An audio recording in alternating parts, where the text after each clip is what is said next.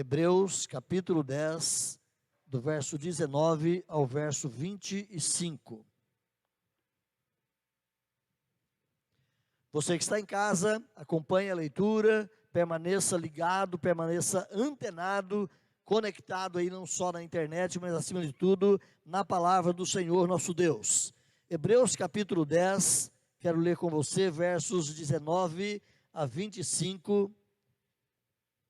O texto diz assim: tendo, pois, intrepidez para entrar no Santo dos Santos pelo sangue de Jesus, pelo novo e vivo caminho que ele nos consagrou pelo véu, isto é, pela sua carne, e tendo grande sacerdote sobre a casa de Deus, aproximemo-nos com sincero coração, em plena certeza de fé, tendo o coração purificado de má consciência e lavado o corpo com água pura.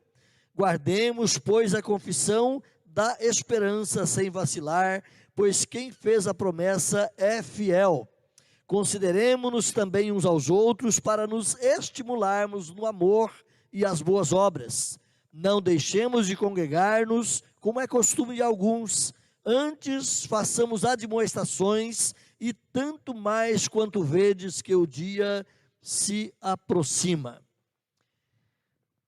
Meus irmãos, do ano 2010 para cá, especialmente, o IBGE, o Instituto Brasileiro de Estatística, Geografia e Estatística em nosso país, ele tem se preocupado com o abandono de muitos fiéis das fileiras cristãs e tem percebido que dentro do cristianismo brasileiro são inúmeras as pessoas que têm abandonado o convívio da fé e tentado uma carreira solo, tentado um andar sozinhos, sem o caminhar com a igreja. Antigamente, essa prática era muito mais comum no catolicismo romano, quando havia muita, e ainda há, muita gente apenas nominal, dizendo-se filiado àquela instituição, mas nunca visita ou nunca frequenta os trabalhos ordinários daquela denominação.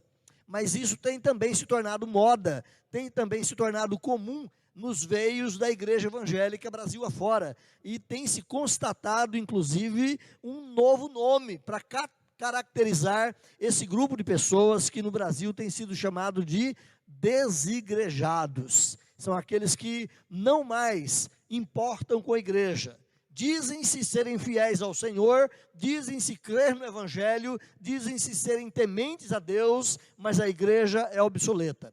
A igreja não é algo necessário na vida desses que se consideram desigrejados. Se você for estudar mais a miúde, mais a fundo a questão, você vai descobrir que esses irmãos ou esses desigrejados, eles têm inclusive mesmo bases, até mesmo calcada em textos bíblicos para dizer que eles estão certos, que a igreja não é importante, que o importante é Deus.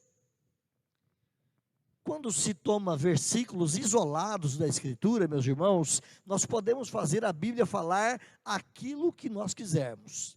Há um pastor presbiteriano, já falecido há algumas poucas décadas, reverendo Júlio Andrade Ferreira, foi professor de teologia em nosso seminário aqui em Campinas por muitos anos, e o Júlio Andrade Ferreira, num dos seus livros, ele escreve que a Bíblia é a mãe de todas as heresias. Ou seja, com a Bíblia aberta, interpretando aleatoriamente os textos, sem considerar o contexto, interpretando versículos isolados, você fala o que você quiser. Você cria as piores heresias. Então, nesse conceito, a Bíblia sim pode ser mãe de muitas heresias, mas o erro não é da Bíblia. O erro é da interpretação isolada, o erro é da interpretação descontextualizada que pessoas fazem da Escritura.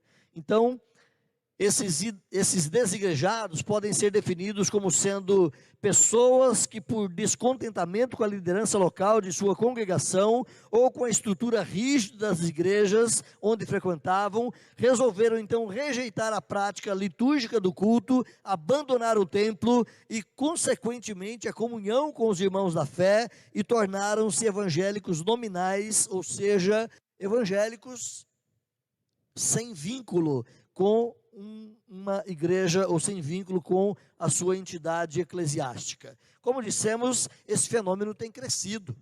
A questão de poucos anos atrás, já alcançávamos uma cifra próxima a 4 milhões de desigrejados, pessoas que eram membros fiéis das igrejas e que há algum tempo abandonaram. De acordo com o IBGE, a partir de 2010, essa cifra já está atingindo a cerca de 10 milhões de desigrejados no Brasil. É um número muito alto de pessoas que têm abandonado as fileiras da igreja, seja ela qual for, de cunho evangélico, e têm se afastado da prática congregacional. Quero voltar com você brevemente aqui no contexto de Hebreus, lembrando que o autor aos Hebreus, ele está se propondo a escrever aos crentes de origem judaica, possivelmente, demonstrando a esses crentes que aquele cerimonial utilizado lá no templo em Jerusalém já havia sido ultrapassado, e que os crentes então, os cristãos então, não precisam estar mais presos àqueles cerimoniais, porque no dizer do próprio autor, tais coisas eram sombras daquilo que haveria de vir. Você pode olhar rapidamente comigo o versículo de número, o capítulo de número 8, especialmente o versículo 5, quando ele diz que o sacerdote lá no templo ministrava em figura e sombra das coisas celestes, assim como Moisés também ministrou através do simbolismo lá no ritual do tabernáculo. Então todo o cristianismo judaico cristão, ele foi estabelecido em cima desse simbolismo, onde as coisas declaradas como ícones, como símbolos da religião, naquele contexto, tinha algo a ver com a vinda de Jesus, se cumpririam na vinda de Jesus. Por exemplo, de maneira muito simples e breve, o cordeiro que era morto nos sacrifícios do ritual judaico era um apontamento para o cordeiro de Deus que haveria de vir. E no desenvolver da proclamação profética no Velho Testamento, essa verdade vai se tornando mais clara. Quando chegamos nos dias de João Batista que pregava abrindo o caminho para o Messias, certo momento ele vê Jesus caminhando na praia e aponta para os seus discípulos dizendo: eis ali o Cordeiro de Deus, ele é aquele que cumpre em si a pessoa, ou cumpre em si o Messiado, ele é aquele que cumpre em si o ofício redentor, representado no Cordeiro, lá no passado, desde a instituição de Moisés. E nós podemos olhar, meus irmãos, todos os rituais estabelecidos no culto, lá no deserto, colocado no tabernáculo, depois advindo para o templo em Jerusalém. Todos aqueles rituais eram realidades que haveriam de se cumprir na pessoa de Jesus. Então o autor de Hebreus escreve para ensinar os cristãos que eles não deveriam estar mais presos aos rituais do culto judaico, porque tudo aquilo era sombra de realidades que haveriam de vir, de realidades que haveriam de se cumprir na pessoa do Messias, e uma vez vindo o que é real, o que é o representativo não teria mais valor na adoração. Se você perceber, olha lá um pouquinho mais à frente, capítulo 13, se você perceber no capítulo 13, versículo 24, o autor vai dizer que os da Itália te saúdam. Então parece-nos que o autor possivelmente estava na Itália, e dizendo que os irmãos que estavam na Itália estavam saudando ou mandando abraços e saudações àqueles irmãos que estavam em outro lugar, em outra situação.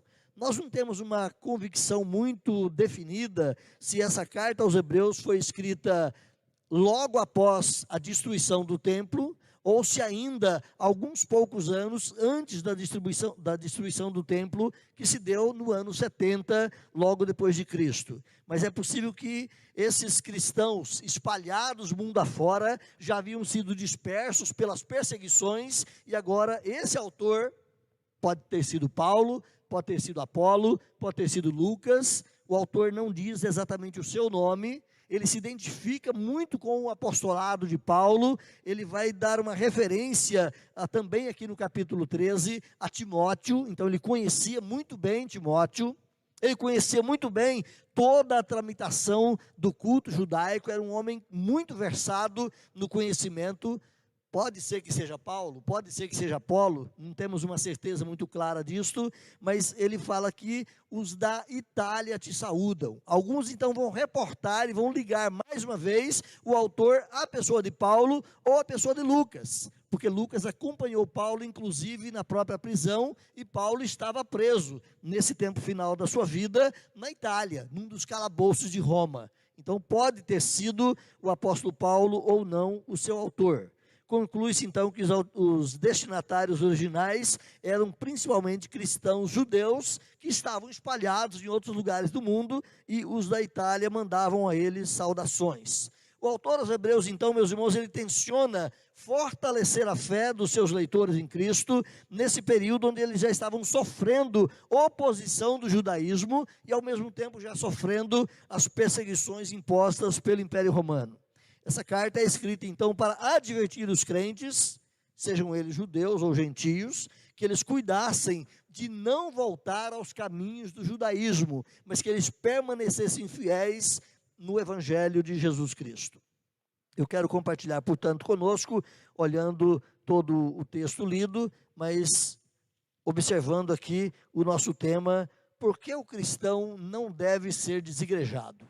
Por que o cristão não deve deixar de congregar? Então eu quero caminhar com você em algumas proposições aqui, e que nós sejamos daqueles que, mesmo que esse número de 10 milhões multiplique por milhões no Brasil, eu e você temos um compromisso com a congregação. Eu e você temos um compromisso com a comunhão dos irmãos, no dizer de Calvino, com a communio sanctorum, ou com a comunhão dos santos em Cristo Jesus. E a comunhão dos santos não é algo apenas aleatório, não é algo apenas místico, mas é algo prático.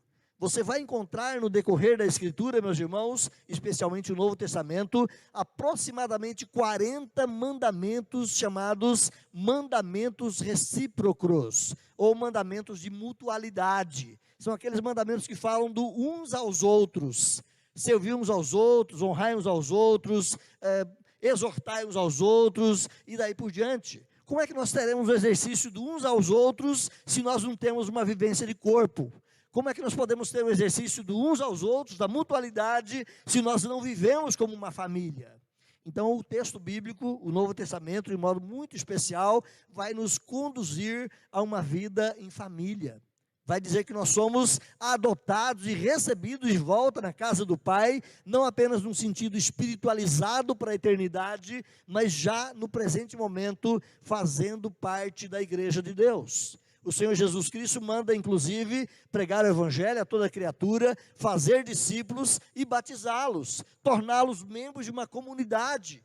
Você vai encontrar no Novo Testamento, especialmente em Atos, por exemplo, o fato de que cada novo convertido era inserido num corpo local, e aquele corpo local era instituído e trabalhado, organizado com uma liderança própria, para ser ali uma miniatura da igreja macro ou da igreja maior, que é a plenitude do corpo de Cristo.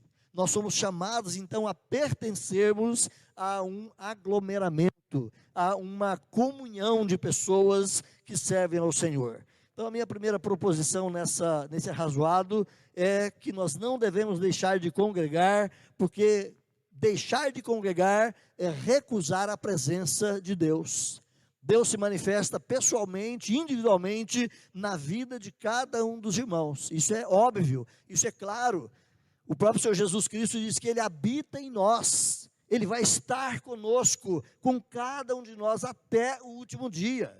Mas o Senhor também se manifesta no congregar. O Senhor também se manifesta no reunir do seu povo. E não reunir, não congregar, é recusar essa presença comunitária de Deus com o seu povo. O real cristianismo, meus irmãos, ele é acesso à presença de Deus. Ele é um acesso claro à presença do Senhor. Não apenas a presença espiritualizada num céu distante, mas a presença manifesta no corpo. A presença manifesta na igreja local. O contexto imediato fala, meus irmãos, de termos sido remidos. Se você for ler os versículos anteriores, aqui no capítulo 10, nós fomos remidos pela morte do Senhor Jesus Cristo, fomos separados e santificados como povo de Deus, através do sacrifício de Jesus. Dentro da antiga economia cultica do judaísmo, o sumo sacerdote, ele podia entrar no Santo dos Santos somente uma vez por ano, que ele fazia isso, no dia da expiação, aproximadamente lá pelos meados de outubro, ele fazia isso e entrava com uma bacia de sangue de animais, com o propósito de aspergir aquele sangue sobre o propiciatório, de modo que o sangue era o passe de entrada. A forma de entrar no Santo dos Santos era mediante o sangue. O sacerdote não poderia, nenhum outro dia do ano, entrar naquele lugar. E muito menos, mesmo que fosse naquele dia especial, ele jamais poderia entrar ali sem sangue. Então a entrada na presença do Altíssimo se dá mediante o sangue. E eu quero que você volte então o seu olhar aí para o versículo de número 19, quando o autor vai dizer para nós assim: tendo, pois, irmãos, intrepidez para entrar no Santo dos Santos pelo sangue de Jesus. Agora não precisamos de um sumo sacerdote humano, terreno, porque nós temos o único e verdadeiro sumo sacerdote, que é o Senhor Jesus Cristo. Ele, o Senhor, entrou na presença do Pai no Santo dos Santos, não humano, não no Santo dos Santos do templo em Jerusalém, mas entrou no Santo dos Santos da presença do augusto Deus, com o seu próprio sangue, como do Cordeiro de Deus derramado, ou tendo derramado o seu sangue naquela cruz, para pagar o meu e o seu pecado. Então o autor usa aqui, no início desse texto, dessa perícope, iniciada aqui no verso 19, ele usa no abrir desse parágrafo, a partícula pois, tendo, pois, irmãos.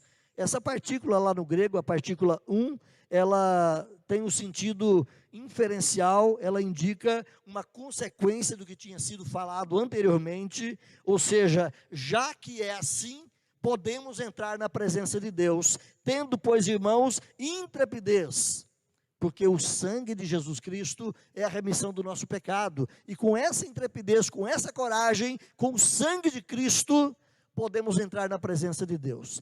Cada cristão tem acesso direto à presença de Deus, é o que o autor vai nos ensinar aqui. Essa partícula vai indicar, então, a ideia de portanto. Já que é assim, já que Cristo deu a sua vida, consequentemente a morte de Jesus Cristo, por causa da morte de Jesus Cristo, o autor então vai dizer que nós podemos, por causa da morte de Jesus, ter acesso à presença de Deus. Mais uma vez, observe a ênfase que ele coloca aí no versículo 19.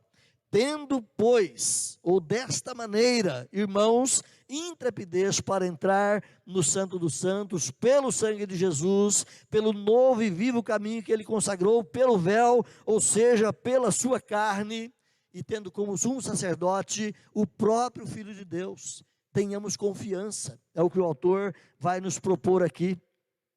Quando ele fala que Cristo consagrou pelo véu, eu gostaria que você voltasse lá para o dia da morte de Jesus, olhasse para o véu que separava o santo lugar do Santo dos Santos. Não era uma cortina de um tecido muito fino, era uma cortina de tecidos retorcidos e entrelaçados, com aproximadamente 4 a 6 centímetros de espessura, numa altura de 18 metros aproximadamente, por 18 metros de largura, um tecido que era mais do que uma lona, e ele foi rasgado de cima a baixo. O simbolismo do rasgar daquele tecido, que era impossível a qualquer mão humana, era para dizer que o corpo de Jesus Cristo, ele também foi rasgado para abrir o caminho. Agora podemos entrar na presença do próprio Deus, não há mais barreira, o cristão tem acesso direto. Por isso o autor vai dizer aqui, pelo novo e vivo caminho que ele nos consagrou pelo véu, não pelo véu do templo, mas pelo rasgar da sua própria vida, pela entrega da sua própria vida ali na presença do Senhor. O cristão verdadeiro, meus irmãos, ele é uma pessoa que ama a Deus. É uma pessoa que foi conquistada pelo amor e por isso agora ele tem o amor de Deus. Nós vamos aprender com João que nós amamos porque ele nos amou primeiro. E nós vamos aprender com Paulo que ao sermos justificados pela ação do Espírito Santo, Romanos capítulo 5, o amor de Deus é derramado em nosso coração. Então agora podemos amar a Deus, não porque temos amor próprio, não porque temos capacidade de retribuir ao Senhor, mas porque Ele próprio coloca em nós o seu amor para que nós o amemos. Esse movimento evangélico moderno tem ensinado as pessoas a amarem, muitas vezes, não a Deus, mas as bênçãos de Deus. Tem ensinado as pessoas a procurarem não a presença augusta, poderosa e santa do Senhor, mas o que é que o Senhor pode te dar. Quais bênçãos você pode conseguir indo à igreja, ou fazendo isto ou aquilo. Há uma verdadeira negociata, infelizmente, em nome de muitas igrejas, até mesmo negociando dízimo por bênção.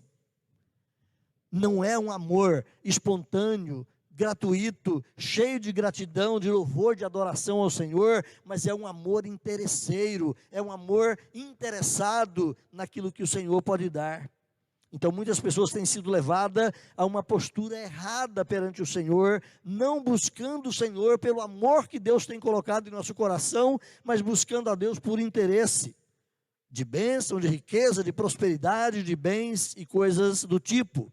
Mas os cristãos verdadeiros, irmãos, são pessoas que têm consciência da pessoa e do poder de Deus nas suas vidas. O cristão verdadeiro é aquele que sabe que ele foi resgatado da perdição eterna, porque ele jamais poderia promover a sua própria salvação, mas ele foi resgatado da perdição eterna por uma ação poderosa de Deus, monérgica, única, uma ação que partiu do próprio Deus e não partiu do homem. O cristão verdadeiro é uma pessoa que foi transformada na sua natureza e nas suas motivações. Ele sabe agora que ele convive ainda com o homem do pecado, mas ele sabe que ele tem uma nova natureza, uma nova inclinação. Ele sabe que erra e que tropeça, mas esse errar e tropeçar, como dissemos lá no texto de Esdras, o faz confuso e envergonhado na presença do Senhor. Como diz Paulo em Romanos capítulo 7, eu nem mesmo compreendo o meu próprio modo de agir. Eu não sei porque eu ajo assim. O bem que eu quero fazer, muitas vezes eu não faço. O mal que eu não devo, esse muitas vezes eu faço. Que homem que sou, que desventurado homem que sou. Então aquele cristão realmente convertido a Jesus Cristo, ele possui um senso de eterna gratidão a Deus, porque Deus foi quem o procurou, Deus foi quem o buscou. Ele possui uma atitude de verdadeira adoração ao Senhor. A ideia de adoração, meus irmãos, não é meramente apresentar um culto estético, bonito, com uma boa performance, mas a ideia de adoração na Bíblia é você se prostrar com a boca no pó, reconhecendo o seu estado de miséria, de perdição, de sujidade, e implorar a graça e o favor do Senhor. A palavra do grego, existem várias palavras para adoração, mas uma palavra que sobressai no texto grego é a palavra proskinel, e é justamente o prostrar-se, é o colocar a boca no pó, é encurvar-se perante, é o reverenciar aquele que merece toda a glória e adoração. Pessoas que têm prazer na casa de Deus e na comunhão com os irmãos, são pessoas realmente convertidas ao Senhor Jesus Cristo. Eu pergunto, se a pessoa não tem prazer em Deus, não tem prazer na comunhão com os irmãos aqui na terra, não tem prazer numa convivência prazerosa entre aqueles que testemunham também a mesma transformação e a mesma conversão, eu pergunto, como é que esses tais vão viver eternamente na presença de Deus? Se não tem alegria e prazer em uma experiência temporária de convivência, de adoração, de louvor aqui, como poderão estar eternamente para essa experiência que jamais terá fim? Então eu volto com você na leitura rápida, lá do Salmo de número 16, onde lemos na introdução do culto: quanto aos santos que há na terra, são eles os notáveis, em quem eu tenho todo o meu prazer. Você tem prazer em estar com os irmãos? Você tem prazer em estar na casa do Senhor, num relacionamento amistoso, amoroso, de comunhão, de intimidade, de proximidade, com pecadores, com defeituosos, talvez igual a você mesmo, mas pecadores também, que como você, foram alcançados pela graça de Deus. No Salmo 122, é um versículo que você conhece talvez tão bem, vai dizer o que ali? Salmo 122, 1, alegrei-me quando me disseram, vamos à casa do Senhor, ou trazendo para nós uma paráfrase mais apropriada ou mais aproximada do nosso contexto, o meu coração encheu-se de alegria quando alguém disse para mim, vamos à casa do Senhor. É isso que o salmista está dizendo, eu tive alegria quando alguém me disse, quando me disseram. Se você se lembra, esse Salmo 122, ele faz parte dos cânticos de romagem. O que eram os cânticos de romagem? É uma coleção de cânticos que começa no Salmo 120 e vai até o Salmo 134. Essa coleção de cânticos é chamada de cânticos de romagem, porque eram cânticos de romaria, cânticos de viagem, que os judeus faziam, saindo das suas cidades, até de países vizinhos ali a Israel, e vindo nas épocas festivas para cultuar o Senhor. E enquanto vinham, geralmente em caravanas, porque era perigoso viajar sozinho naquela época. Lembra-se da parábola do bom samaritano? Um homem viajando sozinho, assaltado por ladrões. Então, geralmente, eles viajavam em famílias, em grupos de famílias, em caravanas enormes, e iam à casa do Senhor. Quando você lê o Salmo 42, por exemplo, o salmista vai dizer que ele tinha saudade das procissões em festa, chegando à casa de Deus. Então, esses viajantes, lá nas suas cidades, nas regiões espalhadas, fora de Jerusalém, eles convidavam uns aos outros, chegou a hora, vamos à casa do Senhor. E o salmista no Salmo 122 responde, alegrei-me, o meu coração se encheu de alegria, quando me disseram, vamos à casa do Senhor. Esse é o coração do cristão. Quando ainda tínhamos as crianças bem pequenas, um aqui, outro ali, perguntava, hoje é dia de igreja? Mamãe, nós vamos à igreja, porque eles têm prazer e alegria, porque a igreja passa a ter um significado especial para eles. O Salmo 84, versículo 1, é um outro texto que você deve se lembrar também com largueza, e o texto vai dizer, quão amáveis, Senhor, são os teus tabernáculos. Que coisa gostosa, ó Deus, é poder estar na tua casa. Meus irmãos, esses salmos e muitos outros que citamos, são textos que colocam para nós o sentimento de prazer pela casa de Deus. Não deixemos de congregar, vai dizer o autor um pouquinho mais à frente, no texto que lemos, não deixemos de congregar, não por mera obrigação, mas porque Deus, o Senhor, é o merecedor de toda a honra e toda a glória. Não deixemos de congregar, não por mero peso, uma vez adquirido um voto diante da igreja, não, porque congregar é estar com esses irmãos amados. Congregar é estar em comunhão com aqueles que, como eu, pecadores perdidos, foram resgatados pela graça de Deus. A confirmação da nossa fé é a realidade da nossa vida. Olha o versículo 19 mais uma vez. Temos entrada no Santo dos Santos, disse o autor. Temos intrepidez, coragem de entrar na presença do Senhor, no Santo dos Santos. Olha o versículo 20, ele diz que nós temos um novo e vivo caminho, não mais o caminho dos rituais, não mais o caminho dos sacrifícios de ovelhas e animais, não mais o caminho difícil do sacerdócio humano, perecível, mas temos um novo e vivo caminho, o caminho aberto pelo próprio Senhor Jesus Cristo. Olha o versículo 21, ele diz que nós temos um grande sumo sacerdote na casa de Deus, alguém que entrou não meramente no santuário humano, mas adentrou os céus. Ele foi levar a sua oferta lá diante da presença do Deus Todo-Poderoso, foi pagar o seu preço, não apenas figurativamente no templo em Jerusalém, mas ele foi pagar o seu preço diante da justiça de Deus, foi mostrar e oferecer o seu ser derramado na cruz para pagar o seu pecado. Olha o versículo 22, ele diz que nós temos acesso a Deus, temos uma nova vida, com a mente, a consciência, o coração e o corpo transformado, abençoado pelo sacrifício de Jesus. Meus irmãos, o cristão, portanto, ele tem prazer em estar na casa de Deus. O cristão, portanto, ele não deixa de congregar, porque deixar de congregar é recusar essa presença maravilhosa do Senhor. Mas em segundo lugar, eu quero dizer que deixar de congregar é negar a nossa confissão. O que é que nós confessamos quando dizemos crer em Cristo Jesus? Versículo 23, olha especialmente aí.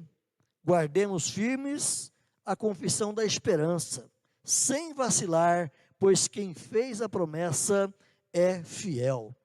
Qual é a esperança do cristão? Por que é que o cristão congrega? Por que é que o cristão tem prazer em estar na casa de Deus, na presença de Deus? Qual é a esperança que temos? É de receber bênçãos?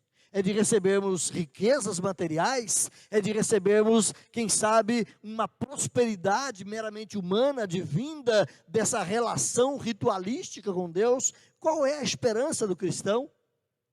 Se você for ler mais detalhadamente, meus irmãos, esse contexto da esperança cristã, ela sempre nos arremete à volta de Jesus Cristo. A esperança cristã é a esperança da vida na eternidade com o Senhor. A esperança cristã é a certeza de que nós estaremos eternamente com o Senhor. Embora o termo esperança dá a ideia de algo ainda por vir, quando a Bíblia fala de esperança cristã, não é algo apenas meramente futuro, mas é algo já concretizado. O cristão não tem apenas uma esperança vaga, quem sabe um anseio distante, fortuito, de quem sabe um dia ir morar na eternidade com Deus. Não, a Bíblia fala que o cristão tem certeza absoluta, porque tudo que deveria ser feito para a sua vida na eternidade, já foi feito pela ação salvadora de Cristo Jesus. Portanto, a nossa esperança não é subjuntiva, a nossa esperança não é algo ainda duvidoso, mas a esperança do cristão é uma certeza, é uma convicção absoluta de que ele estará na presença do Senhor. A religiosidade apenas com os lábios não é algo que agrada ao Senhor. Se você voltar para os textos de Isaías, o texto de Amós e outros profetas do Velho Testamento, você vai ver que várias foram as vezes onde eles exortaram e chamaram o povo de Israel a deixar de lado o ritualismo e partir para um culto verdadeiro. Capítulo 1 de Isaías, o texto vai dizer ali: quem foi que chamou vocês para virem na minha casa? Eu estou cansado de vocês aqui, diz o Senhor, apenas porque vocês apresentam rituais. Matam cordeiros, trazem bolos, festas, sangue, fazem todo o ritual, mas o coração está longe de mim. Se você ler o capítulo 29, versículo 13, é assim e literalmente que Isaías vai dizer: esse povo honra-me com os lábios, mas o coração está longe de mim. Se você ler Ezequiel capítulo 33, corre lá comigo, Ezequiel capítulo 33, versos 31 e 32, Ezequiel 33, versos 31 e 32, diz assim, Deus, através de Ezequiel: o meu povo vem a você, como costuma fazer, e se assenta para ouvir as suas palavras, mas não as põe em prática. Com a boca eles expressam devoção, mas o coração deles está ávido por ganhos injustos. De fato, para eles você não é nada mais do que um cantor que entoa cânticos de amor com a sua bela voz e que sabe tocar bem um instrumento, pois eles ouvem as suas palavras, mas não as põem em prática. Você vai encontrar, meus irmãos, essas advertências em vários profetas do Velho Testamento, chamando a atenção ao fato de que apenas o culto ritual não é agradável ao Senhor. O que Deus espera de cada um de nós é um culto em espírito e em verdade, usando aqui as palavras de Jesus. Mas o autor aqui no versículo 23 do capítulo 10 de Hebreus, ele fala que nós devemos guardar a nossa confissão com firmeza. Qual foi a nossa confissão? Lembra-se de Romanos capítulo 10? Romanos capítulo 10, especialmente versículo 9, diz que se com o teu coração creres e com a tua boca confessares que Jesus é Senhor. A nossa confissão é essa, a confissão de que Jesus é o único Senhor da nossa vida, a confissão de que Jesus é o único que pode realmente ser o resgatador fiel da nossa vida na presença de Deus. Então, a confissão do cristão envolve o reconhecimento do senhorio do Senhor na sua vida, e a nossa confissão também envolve esse relacionamento com o Senhor. Ali no texto de Romanos 10, Paulo diz: se você fizer isso, então você está salvo. Crer no teu coração e confessar com a tua boca que Ele realmente é o Senhor da sua vida. A nossa confissão envolve então esse relacionamento com o Senhor. Como afirmar que nós mantemos comunhão com o Senhor, um relacionamento estreito com Deus, se nós não temos sequer prazer de estarmos reunidos com aqueles que adoram o seu nome? Então, à luz da Escritura, desigrejados estão fora da graça de Deus. Desigrejados estão fora de um contexto de povo de Deus, porque o povo de Deus ama esse Senhor que ele confessa como dono de sua vida, e esse povo de Deus que confessa o Senhor, ama a casa e o povo de Deus. Portanto, ser povo de Deus envolve um relacionamento com a igreja. Não congregar é negar os relacionamentos assumidos na nossa pública profissão de fé. Não congregar é negar que realmente confessamos que cremos no Deus que nos chamou a fazer parte da igreja, a fazer parte do seu povo, que nos influiu e que nos influenciou a nos envolvermos uns com os outros. Não congregar é dar o seu voto para que a igreja feche as portas. Não congregar é dizer a igreja não é uma instituição importante. Mas à luz da Escritura, meus irmãos, igreja não é invenção humana, não é produto da religião. É o Senhor Jesus Cristo que disse sobre esta rocha. Qual rocha? O fato de que tu és o Cristo, o Filho do Deus vivo. Sobre esta rocha, sobre essa verdade, eu instituirei a minha igreja. Eu edificarei a minha igreja. Igreja, portanto, meus irmãos, é fruto da obra do próprio Senhor Jesus Cristo, é uma invenção do próprio Deus para reunir aqueles que nele creem. A nossa confissão envolve também, além do relacionamento com Deus, do relacionamento com uma igreja local, envolve nosso relacionamento pessoal uns com os outros, nosso relacionamento com os irmãos. O crente que abandona ou se mantém, quem sabe, displicente com a igreja local, ele está abandonando e desvalorizando os próprios irmãos, dizendo: eu não preciso de ti. Naquela alusão que Paulo faz figuramente quando ele fala sobre os dons espirituais, lá no capítulo 12 de 1 Coríntios. Como é que pode dizer o ouvido: eu não preciso do restante da cabeça? Como é que pode dizer a mão: eu não preciso do pé? De que maneira os membros do corpo podem viver separados uns dos outros? É inadmissível, é irracional. Da mesma forma, meus irmãos, o crente ele é membro uns dos outros, vai dizer a palavra, e todos juntos membros do corpo de Cristo. Não podemos de forma alguma desprezar o congregar, não podemos de forma alguma desprezar o estarmos reunidos como corpo e como família do nosso Deus. Então, não congregar é negar a nossa confissão. Mas em terceiro e último lugar, quero que você observe especialmente o versículo de número 24 e 25. Não congregar é desconsiderar o corpo de Cristo. No versículo 24, o autor aos Hebreus vai dizer assim: consideremos-nos também uns aos outros para nos estimularmos ao amor e às boas obras. Amor e boas obras não são coisas que se vivem na individualidade. Amor e boas obras são práticas de mutualidade, são práticas de uma ambiência coletiva. Eu não vivo amor só para mim mesmo. Como cristão, sou chamado a viver o amor no relacionamento com os irmãos. Amor é algo que se vive numa ambiência de coletividade, de comunidade. Da mesma forma, boas obras. As boas obras não é algo que você pratica para você mesmo, mas as boas obras aqui envolvem todo o relacionar do cristão uns com os outros. Diz o texto: consideremos-nos também uns aos outros. É o valor que deve ser dado e reconhecido uns dos outros como parte do corpo de Cristo. Somos o corpo místico do Senhor Jesus. Somos, como igreja, o corpo de Cristo.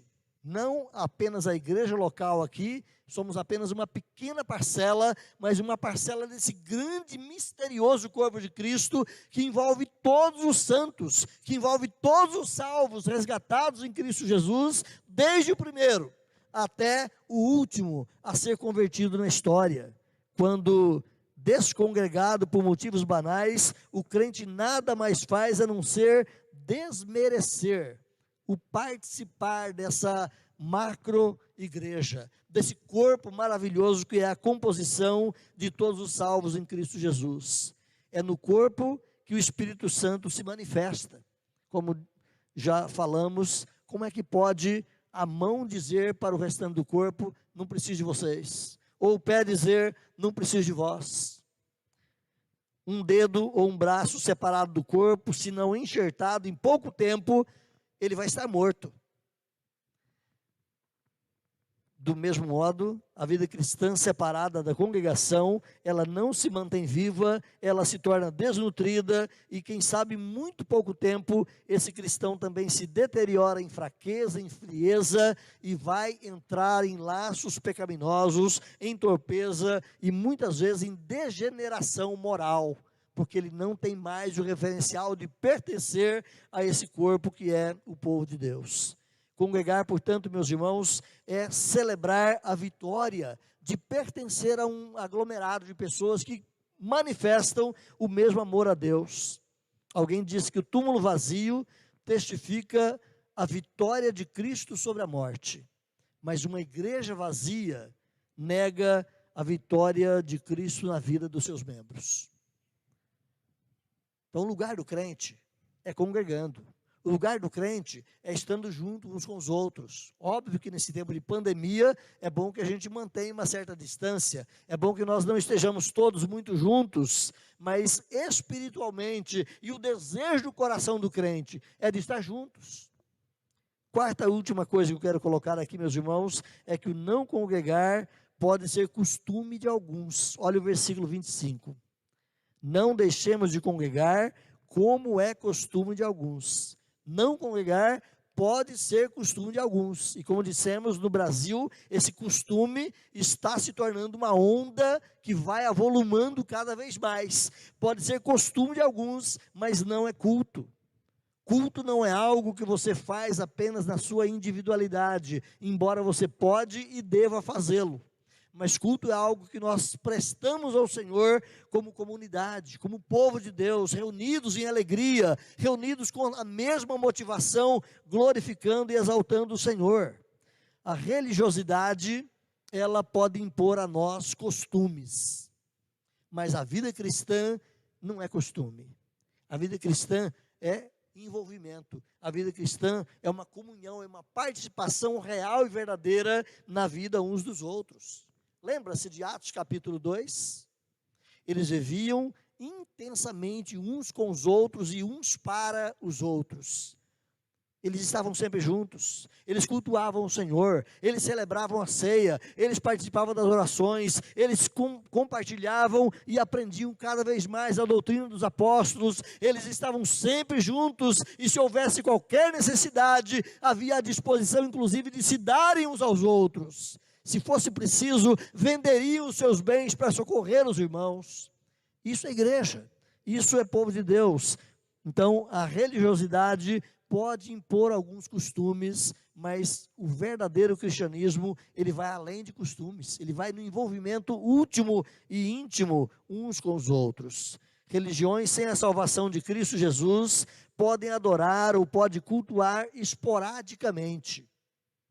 São aqueles que, quem sabe, vai na igreja batizar os seus filhos, voltam depois para casar os seus filhos, e depois os seus filhos voltam ali para o sepultamento dos pais. São aqueles que vão tão rara e esporadicamente às igrejas. Mas culto é mais do que isso. Culto é compromisso de vida, é envolvimento de vida. Então as religiões, elas podem, quem sabe, ter momentos e rituais esporádicos, mas o cristianismo, ele é um comprometimento e um envolvimento, não é costume, não é mero encontro casual, é um culto onde o povo de Deus está com o coração quebrantado, cheio de gratidão e alegria pela obra salvadora em Cristo Jesus. Não existe culto apenas na individualidade. De novo, você sozinho não é o corpo de Cristo. Você sozinho não é a igreja de Deus. Somos a igreja de Deus. Somos juntos o corpo de Cristo. Não há corpo de Cristo numa única célula, embora essa célula faça parte daquele. Não existe corpo num único dedo, embora o dedo faça parte do todo. Você sozinho não é corpo de Cristo. Você sozinho não é igreja de Deus. Igreja é a coletividade. Igreja é o rol de todos aqueles que Deus chamou. Chamou para estar na eternidade com Ele, ou chamou num momento geográfico, circunstancial, histórico, para fazer parte de um corpo local daqueles que proclamam ao Senhor. Se você se lembra mais uma vez, o texto dito pelo Senhor Jesus Cristo, lá em João capítulo 4, versos 23 e 24, Jesus diz que os verdadeiros adoradores, plural, adorarão ao Pai, plural, em espírito e em verdade, porque Deus é espírito e Ele procura adoradores que o adorem, numa coletividade, numa vida plural de povo e de corpo em Cristo Jesus. O texto lá de Efésios 3:10, Paulo vai dizer assim: para que pela igreja, não é pelo indivíduo, para que pela igreja se torne conhecidas nas regiões celestiais a multiforme sabedoria de Deus. É na vivência do povo de Deus, é no corpo reunido que inclusive a glória, a graça, o poder e as mais variadas formas da sabedoria divina se tornam conhecidas nas regiões celestiais. As visões do Apocalipse, se você volta para lá, vai ajudar você a perceber sempre que Deus é adorado em multidões. Deus é adorado em coletividades. Isso nos importa, meus irmãos, mais uma vez lembrar que nós somos chamados para ser povo de Deus e não apenas indivíduos de Deus. Assim como a brasa tirada do braseiro, você já ouviu essa ilustração muitas vezes, ela vai se esfriar, deteriorar, até virar um carvãozinho sem qualquer calor. Assim também o crente retirado ou desigrejado, ele vai em algum momento perder também o valor das realidades trazidas em Cristo Jesus. Só lhe restará, quem sabe, o costume, a esporalidade, de vez em quando, a esporadicidade de vez em quando se encontrar com esse ou com aquele e dizer que é cristão. Quem sabe um turista, quem sabe um visitante, aqui e ali, fortuitamente, em algum lugar de culto. Mas somos chamados a permanecermos juntos, a continuarmos juntos. Então eu quero dizer para você, fortaleça a sua comunhão. Fortaleça os seus vínculos cada vez mais, não meramente com a instituição em si, mas com o povo de Deus. Em estar juntos, em estar congregados juntos para adorar e servir ao Senhor. É preciso fortalecer os nossos vínculos como povo de Deus, como parte do corpo de Cristo. Congregar, portanto, meus irmãos, encerrando aqui, é estarmos juntos, e juntos nós somos mais fortes. Congregar é participarmos desse exercício de comunhão, seja para exaltar, seja para glorificar, seja para edificarmos uns aos outros, mas é participarmos juntos desse povo que é o povo de Deus. A igreja só consegue realizar aquilo para o qual ela foi chamada, que é ser a testemunha de Deus na terra, que é ser a representante do reino de Deus aqui nesse lugar. Ela só consegue fazer isso se nós de fato vivermos em corpo, se nós de fato vivermos em comunidade. Portanto, precisamos resgatar aquele sentimento da igreja primitiva. Eles estavam sempre juntos, eles estavam sempre reunidos, estavam sempre glorificando o Senhor. Não deixe de congregar, é o aviso que temos aqui no texto do versículo 25. Não deixemos de congregar como é costume de alguns. Então é no congregar, é numa vida de adoração verdadeira, de comunhão intensa uns com os outros, que o Senhor também vai nos usar para abençoar a vida de outros. Terminando aqui com aquele texto lá de Atos, capítulo 2, verso 42, quando diz que enquanto isso, o Senhor acrescentava aqueles que iam sendo salvos. Enquanto isso, o quê? Eles estavam juntos, reunidos no templo, estavam sempre compartilhando, sempre alegres, felizes, gratos, estavam sempre repartindo seus dons entre si, estavam sempre assistindo a vida uns dos outros, sempre na comunhão, no partir do pão, celebrando a ceia, cultuando ao Senhor, e enquanto isso acontecia, o Senhor ia abençoando aquela comunidade. Que Deus abençoe a sua vida, meu irmão, minha irmã, que nós possamos ter essa convicção plena de que nós somos chamados por Deus para vivermos uma comunidade de adoradores, que se reúnem com alegria em torno do nome, da palavra, em torno da comunhão trazida por nós, o acesso que temos hoje à presença gloriosa de Deus. Deus possa abençoar a sua vida, Deus possa te fortalecer e que cada vez mais e mais, seja você um adorador em espírito e em verdade.